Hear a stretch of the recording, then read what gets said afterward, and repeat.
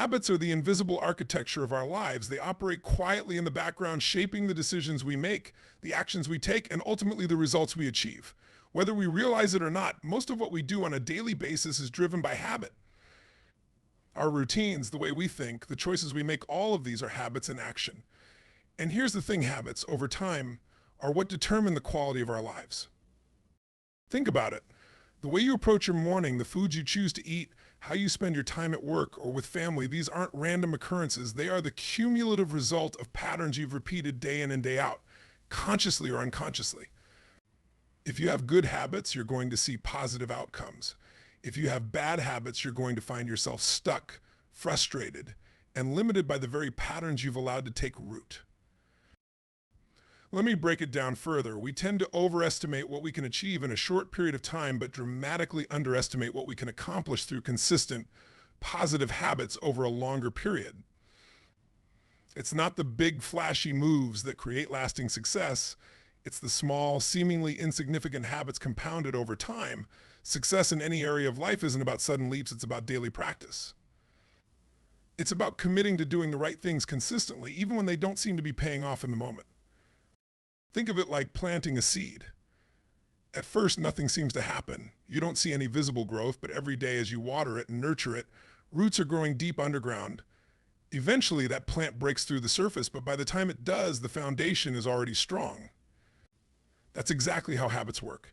The actions you take repeatedly might not show immediate results, but over time they build up, they compound, and they produce powerful, lasting outcomes.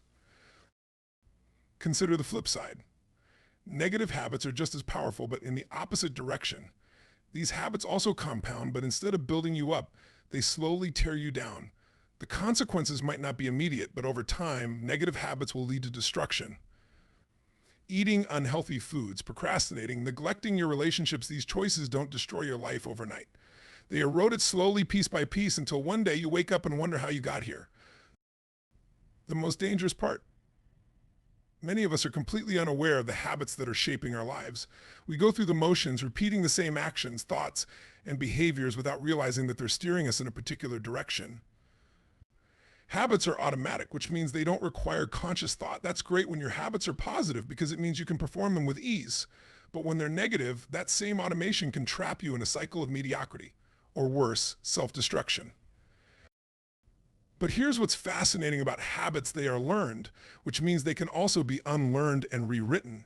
You are not at the mercy of your current habits. You can decide at any moment to create new ones. Motivation is a feeling. It's that burst of energy, that rush of enthusiasm that gets you excited about taking action. And while it's an incredible force when it's present, the problem with motivation is that it's fickle. It comes and goes.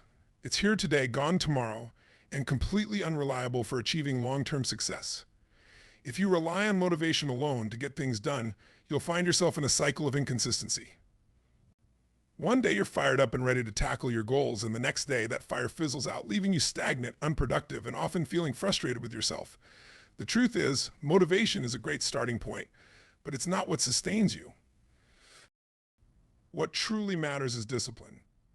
Discipline is the ability to stay the course, to do what needs to be done, even when you don't feel like it, even when the initial excitement is worn off. It's the internal structure that keeps you moving forward, regardless of external circumstances. Discipline is rooted in commitment. It's about making a decision to do something and sticking with that decision no matter how hard it gets or how uninspired you feel on any given day. Think about the people who consistently achieve extraordinary things in their lives. Are they motivated all the time?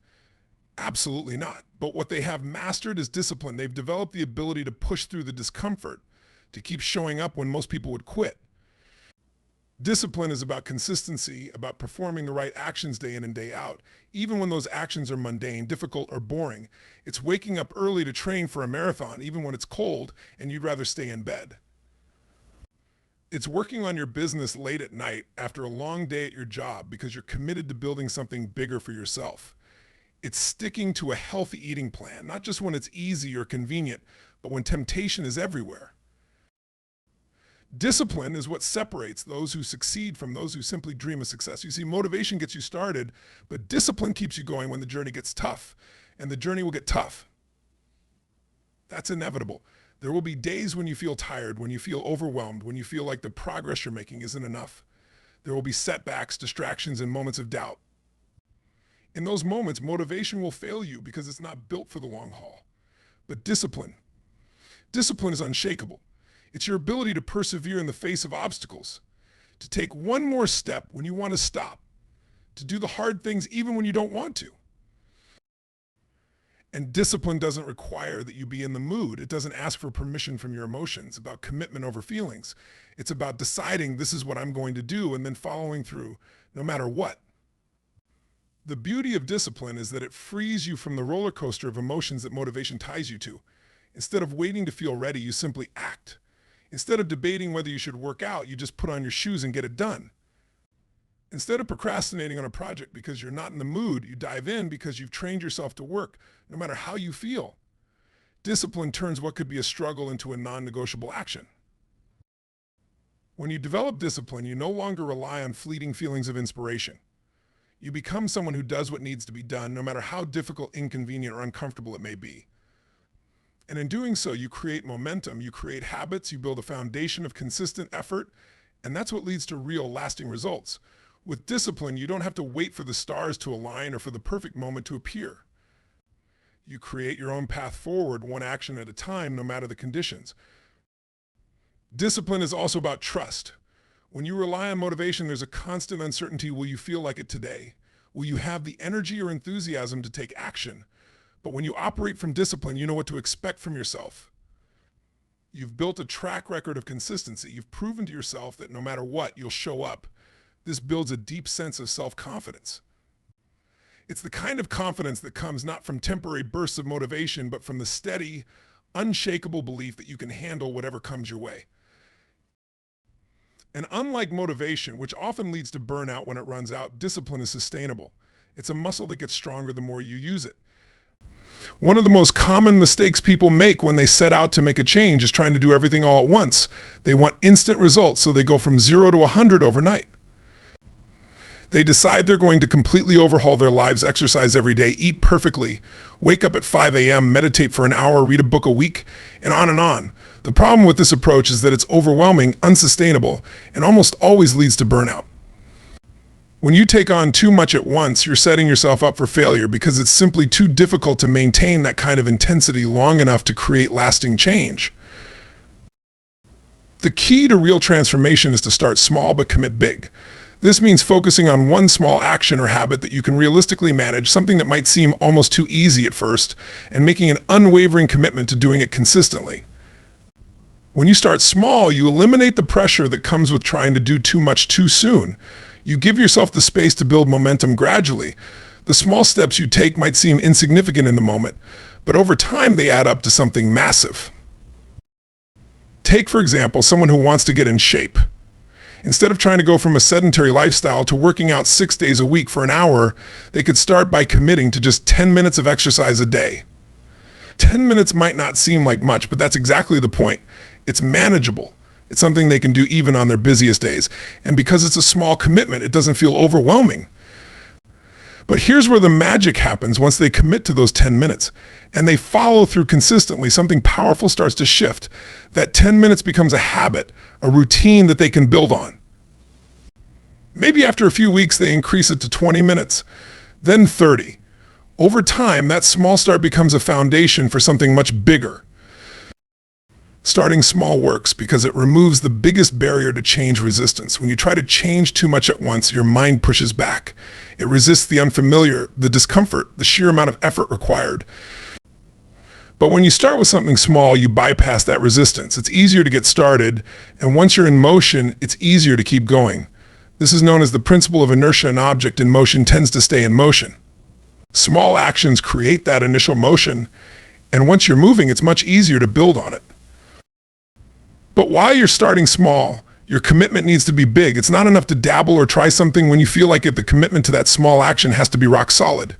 You have to decide that no matter what, you're going to follow through. This is where the true power lies. It's not about the size of the action, it's about the consistency of the commitment.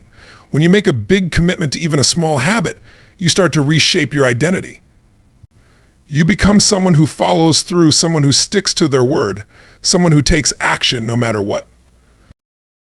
This kind of commitment requires a mindset shift. It's easy to fall into the trap of thinking that small actions won't make a difference, that unless you're doing something big, it's not worth it. But nothing could be further from the truth. The people who achieve extraordinary things in life understand the value of starting small. They know that it's not about doing something huge all at once, it's about doing something small, but doing it every single day without fail. They make a commitment, not to the outcome, but to the process.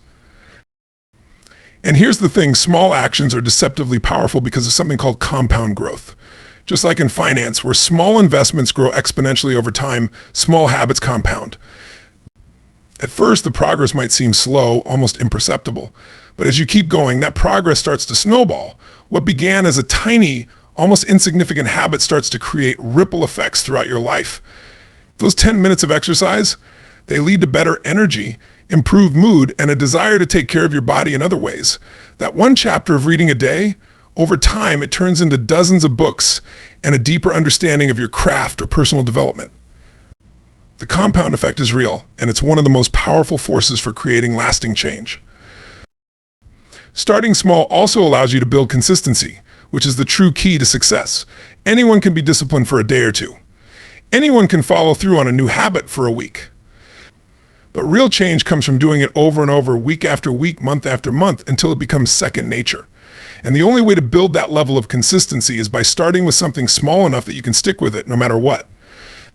Once you've mastered the art of showing up consistently, you can gradually increase the intensity, knowing that your foundation is strong. This approach also allows you to experiment, to learn what works for you and what doesn't without feeling overwhelmed or discouraged. When you try to change too much at once, it's hard to tell what's working and what's not. But when you start small, you can pay attention to the details, refine your approach, and make adjustments as needed. It's a process of learning and adapting, and it gives you the flexibility to grow in a sustainable way. Starting small but committing big also trains your mind to focus on process over perfection. You don't have to get everything right from the start. You don't have to do things perfectly. All you need to do is take small, consistent steps in the right direction. And over time, those steps will take you farther than you ever imagined. Force is often misunderstood. When people hear the word force, they might think of something negative, something harsh, aggressive, or unnatural. But in the context of personal growth and change, force is essential. It's about exerting the necessary energy to push through resistance, to break free from old patterns, and to drive yourself toward a new way of being. Without force, nothing changes. It's the catalyst that takes you from where you are to where you want to be. Force is the deliberate effort you apply to shift your behavior, especially in the face of discomfort, inertia, or habits that have been ingrained for years. Why does force matter so much? Because change is inherently uncomfortable. Humans are creatures of habit, and our brains are wired for efficiency. We tend to stick to familiar routines and behaviors because they're comfortable, they're known, and they require less energy. Even when those routines aren't serving us, the brain prefers the safety of the familiar. This is why so many people find themselves stuck in the same cycles wanting to change but unable to break free. The only way to break these cycles is by applying force, by consciously deciding to do things differently, even when every fiber of your being wants to stay in its comfort zone. Force is necessary because the mind naturally resists change. When you decide to adopt new habits or make big improvements in your life, there's an internal struggle that takes place. Your old habits, the ones that are deeply embedded in your subconscious, will try to pull you back to the status quo. You'll feel a strong desire to revert to what's easy and comfortable. This is why so many people give up when they first attempt to make changes. They underestimate the strength of their own internal resistance. But this is where force comes in. You have to push against that resistance. You have to apply pressure to your own mind and body to overcome the inertia of your old ways of being. Without that push, your old habits will win every time. Force matters because it's what gets you moving when you don't feel like it. Let's face it, there are going to be days when you don't want to do the work. You won't feel like exercising or writing or learning or working on your business. You'll feel tired, unmotivated, or distracted. But in those moments, if you rely solely on how you feel, you'll stay stuck. Force is what makes you act regardless of your mood. It's what makes you go to the gym when every part of you wants to stay on the couch. It's what drives you to sit down and write when your mind is full of excuses. Force gets you to take action even when it's the last thing you want to do. Force is also about breaking through the threshold of discomfort. Anytime you push yourself to grow, you'll encounter resistance in the form of discomfort. Whether it's physical discomfort, like the soreness of a new workout routine, or mental discomfort, like the fear of failure when starting a project, discomfort is inevitable. But most people stop as soon as they feel uncomfortable. They hit that wall and turn back, thinking that discomfort means they're on the wrong path. In reality, discomfort is a sign that you're growing, that you're pushing beyond your current limits. The only way to break through that discomfort is to force yourself to keep going, to endure the temporary pain in order to reach the long-term gain. Force is what gets you past that initial barrier of discomfort and into the zone where real progress happens. Moreover, force is critical when it comes to breaking old habits and creating new ones. Your habits are hardwired into your brain through years of repetition. They operate on autopilot, which is why it can feel so difficult to change them. When you're trying to establish a new habit, your brain naturally resists because it requires more effort and energy to adopt new behaviors. This is why, in the early stages of habit change, you need to apply force. You have to consciously and consistently push yourself to do the new behavior over and over again until it becomes automatic. In those first few weeks or months when the new habit hasn't fully formed, force is the only thing that will keep you going. You have to be willing to apply pressure, to resist the pull of your old habits, and to consciously choose the new behavior until it becomes second nature. But force isn't just about physical effort, it's about mental and emotional strength as well. It's about forcing your mind to stay focused when it wants to wander. It's about forcing yourself to stay disciplined when distractions are pulling you in every direction. It's about forcing yourself to confront uncomfortable truths about your life, your habits, and your potential. Force is the mental toughness that allows you to keep moving forward even when the path is unclear or difficult. It's the willingness to endure temporary discomfort in order to achieve lasting growth. Another reason why force matters is that it creates momentum. Force is what gets you out of the rut of inaction and into the flow of consistent effort. In the beginning, when you're starting something new, the effort required can feel immense. The gap between where you are and where you want to be seems huge, and it takes significant force to bridge that gap.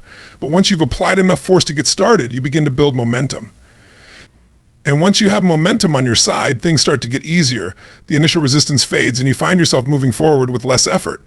But none of that happens without the initial force to get things moving in the first place. Force also matters because it creates a sense of personal power. When you force yourself to do something difficult, especially when it's something you didn't want to do, you prove to yourself that you're capable of more than you thought. You demonstrate to yourself that you have control over your actions, that you're not at the mercy of your feelings, circumstances, or old habits. Every time you force yourself to take action in the face of resistance, you strengthen your willpower. You build a deeper sense of self-trust, knowing that you can rely on yourself to follow through no matter how tough things get. Furthermore, force is essential for breaking through plateaus. Whether you're working on personal fitness, career growth, or any other area of self-improvement, you will inevitably hit a point where progress slows down or stalls altogether. This is a normal part of the growth process, but it's also a point where many people give up. They hit a plateau and assume they've reached their limit. But those who understand the importance of force know that a plateau is not the end. It's simply a signal that you need to push harder, to apply more force to break through to the next level. Excuses are the barriers that hold you back from reaching your full potential. They are the stories you tell yourself to justify why you're not taking action, why you're not where you want to be, or why things aren't working out. They are the mental roadblocks that keep you stuck in the same patterns, preventing you from moving forward. Excuses might feel comforting in the moment. They allow you to shift responsibility away from yourself and place the blame on external circumstances. But in reality, they are poison to your growth. Every excuse you make is a way of giving up your power, a way of telling yourself that you're not in control of your own life. If you want to achieve anything significant, the first thing you have to do is eliminate excuses, because they are the very thing standing between you and the life you want. Excuses often come disguised as legitimate reasons. I don't have enough time, I'm too tired, it's just not the right moment. These are some of the most common excuses people use to avoid doing the hard work necessary for success. And while they might seem valid on the surface, when you dig deeper, you realize they are just convenient ways to avoid discomfort or fear. The truth is, everyone has the same 24 hours in a day. Everyone faces challenges, setbacks, and distractions. The difference between those who succeed and those who don't isn't the absence of obstacles, it's the refusal to let those obstacles become excuses. Time is one of the most frequent excuses people make. How often do you hear someone say, I would love to exercise, but I just don't have the time, or I want to start that side business, but my schedule is too packed? Here's the truth, we all have the same amount of time. The question is how you choose to use it. If you're not making time for the things that matter to you, it's not because you don't have time, it's because you're choosing to prioritize other things. Maybe it's scrolling through social media, watching TV, or sleeping in. The point is, time is rarely the real issue, it's an excuse. When you eliminate that excuse and take full responsibility for how you spend your time, you suddenly realize that you can create space for the things that are important to you. It might mean waking up an hour earlier, staying up later, or cutting out distractions, but the time is there if you're willing to take control of it. Another common excuse is I'm too tired. Yes, fatigue is real, and there are days when you legitimately feel drained. But how many times have you used this excuse to avoid doing something you knew you should do? Tiredness can often be more mental than physical. It's your mind playing tricks on you, convincing you that you don't have the energy to take action. But the truth is, once you push past that initial resistance and start moving, your energy kicks in. Think about those times when you didn't feel like going to the gym, but once you got there and started your workout, you felt more energized than you expected. The same applies to any task or goal. Sometimes it's just about forcing yourself to start, even when you don't feel like it. Once you get moving, the tiredness fades and momentum takes over. When you eliminate the I'm too tired excuse, you free yourself from the grip of inertia, and you realize that you're capable of much more than you thought. The excuse of waiting for the right moment is another classic. People say they'll start their business when the market is better, they'll begin their fitness journey when their schedule clears up, or they'll pursue their passion when they've saved enough money. But the reality is, there's no such thing as the perfect time. Waiting for the right moment is just a way of avoiding action. Life is unpredictable, and there will always be challenges, uncertainties, and reasons to delay. The right moment is now, because the only way to make progress is to start where you are with what you have. When you eliminate the excuse of waiting for perfect conditions, you step into action, and that's where real change happens. Fear is another powerful source of excuses. Fear of failure, fear of judgment, fear of the unknown, all of these can create endless justifications for why you're not taking action. You tell yourself that you're not ready, that you don't have enough experience, that other people will think you're foolish for trying. These fears are natural, but they become excuses when you allow them to control your decisions. The truth is, everyone faces fear. The difference is that successful people act in spite of it. They don't let fear paralyze them or stop them from moving forward. They understand that fear is just a feeling, not a fact, and they push through it by focusing on their goals rather than their anxieties. When you eliminate fear-based excuses, you take away the power that fear has over you, and you become unstoppable in your pursuit of growth. Excuses also often come in the form of blaming external circumstances.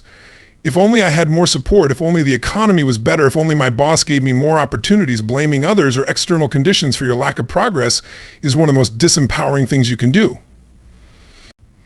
When you place the blame outside of yourself, you're essentially saying that you're not in control of your own life.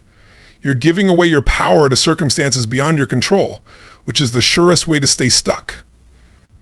The truth is, life will never be perfect. You will always face obstacles, challenges, and situations that are outside of your control. But what you can control is how you respond to those challenges. Instead of using them as excuses, you can choose to take responsibility for your actions and decisions. You can decide to move forward no matter what's happening around you. Eliminating excuses is about taking full ownership of your life. It's about recognizing that while you can't control everything, you can control how you show up every day. You can control your attitude, your effort, and your commitment. When you eliminate excuses, you stop waiting for things to happen and start making them happen. You shift from a victim mindset to a creator mindset, where you understand that you are the architect of your own success. Excuses also come from a place of comfort. They allow you to avoid the discomfort that comes with change, growth, and effort. It's easier to stay in your comfort zone when you have a good excuse for why you're not pushing yourself. But comfort is the enemy of progress. The only way to grow is to step outside of what feels safe and familiar, to do the things that make you uncomfortable. When you eliminate excuses, you stop hiding behind comfort and start embracing the discomfort that leads to real transformation. Excuses are also a way of protecting your ego. If you don't try, you can't fail. If you don't push yourself, you won't have to confront the possibility that you're not as good as you'd like to be. Excuses keep you safe from the vulnerability that comes with putting yourself out there and risking failure, but in doing so, they also keep you small. They prevent you from testing your limits, from discovering what you're truly capable of. When you eliminate excuses, you take the risk of failure, but you also open yourself up to the possibility of greatness. You stop holding yourself back and start giving yourself permission to aim higher, to dream bigger, and to take bolder actions. Eliminating excuses is about honesty. It's about being brutally honest with yourself about what's really holding you back. Are you truly too busy, or are you just avoiding the discomfort of change? Are you really too tired, or is it just easier to stay in bed than to face the hard work? Are you genuinely waiting for the right moment? Or are you just afraid of starting? When you stop making excuses, you strip away the layers of avoidance and face the truth head on. That's where real progress begins.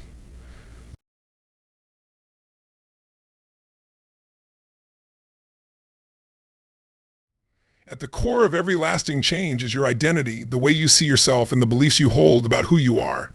Identity isn't just about what you do, it's about who you believe you are at a fundamental level. If you want to make lasting improvements in your habits, behavior, or overall life, you have to focus on shaping your identity. This is often where most people fall short when trying to create change. They focus on what they want to achieve or what they want to do, but they fail to address the deeper layer of who they believe they are. Your identity is the foundation upon which all your actions, habits, and choices are built. It influences everything from how you approach challenges to how you respond to failure. And if you're not consciously shaping your identity, it can end up shaping you in ways that limit your growth and potential. The reason identity is so crucial to creating lasting change is that your brain is hardwired to stay consistent with who you believe you are. When your actions are in alignment with your identity, there's a sense of ease and flow. However, when there's a disconnect between your identity and your actions, there's resistance. This is why so many people struggle with sticking to new habits or making meaningful changes in their lives. They're trying to change their behavior without changing their identity. For example, someone who identifies as lazy or unmotivated might force themselves to go to the gym for a few weeks, but eventually their old identity will pull them back into their previous patterns. In contrast, someone who identifies as a fit person or someone who values health doesn't have to force themselves to work out. It's simply what they do because it's who they are. To create lasting change, you have to start by asking yourself, who do I want to become? What kind of person do I need to be in order to achieve the results I want?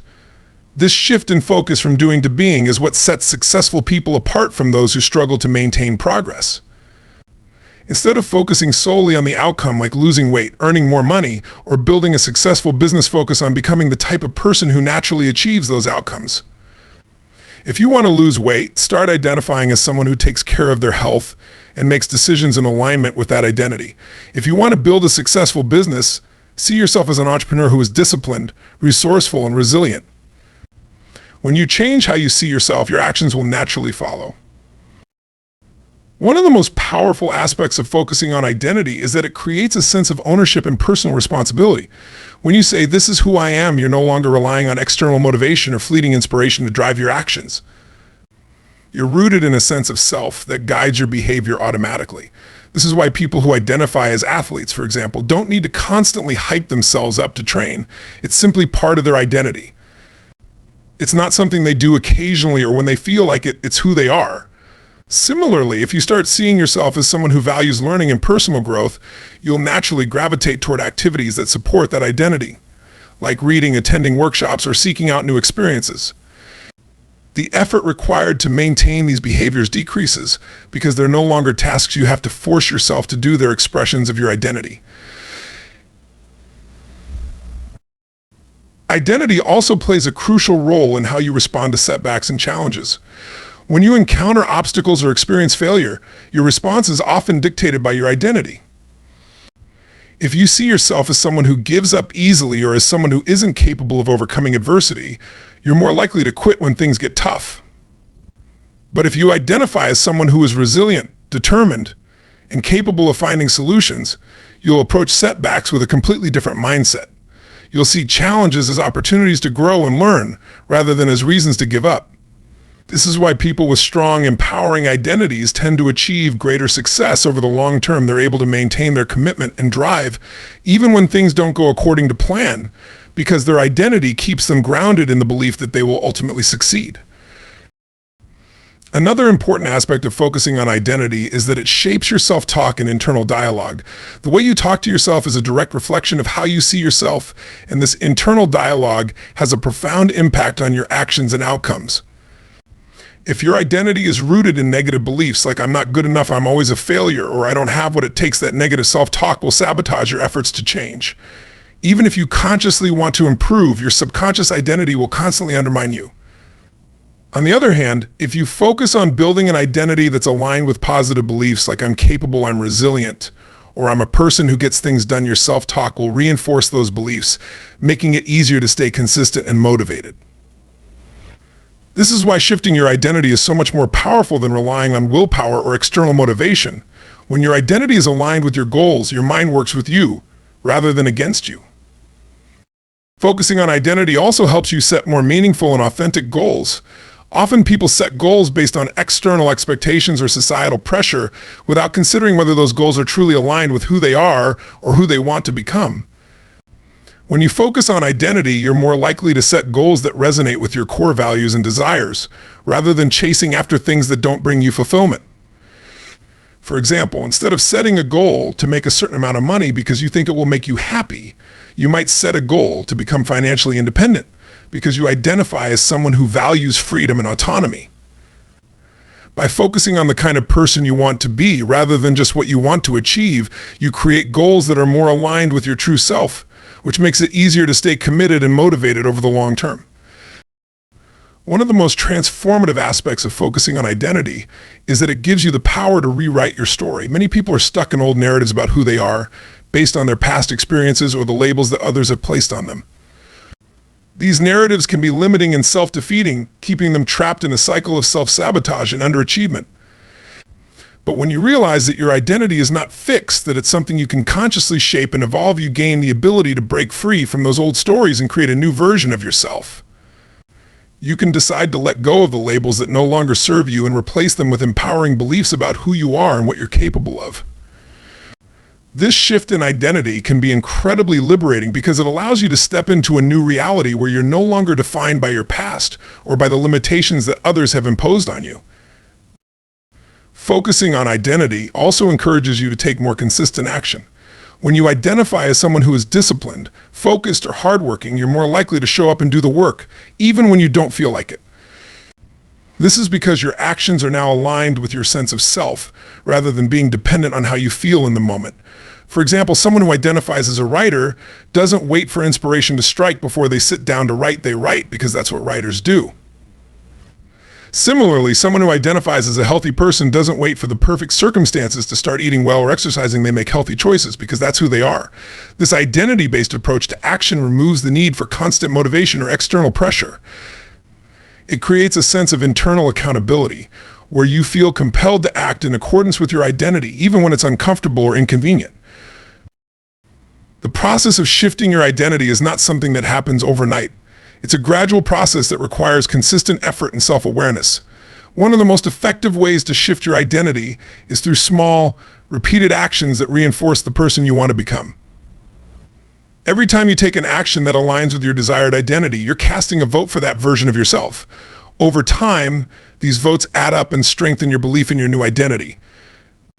For example, if you want to identify as someone who is disciplined, start by committing to small, manageable tasks that require discipline, like waking up at the same time every day or sticking to a workout routine. Each time you follow through, you're reinforcing the belief that you are a disciplined person, and over time, that belief becomes part of your identity. Another key element of focusing on identity is surrounding yourself with people who support and reinforce the identity you want to adopt.